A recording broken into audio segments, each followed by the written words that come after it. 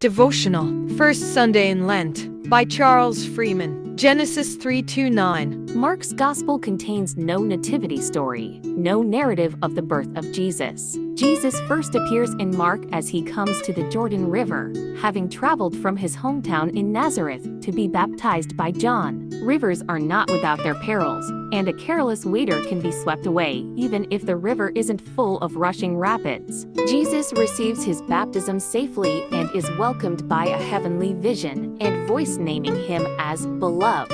He is then driven, as Mark describes, out into the wilderness by the Holy Spirit. There he spent 40 days in which he was tempted by Satan, though Mark does not give the details that other Gospels provide. What Mark does uniquely tell us is that Jesus was with the wild beasts and that angels waited upon him. Mark's readers and hearers would have taken note of the perils of the river and the wilderness, not to mention wild beasts in which Jesus makes his first appearances. They would also have noted the divine presence and care that are visited upon Jesus in both places.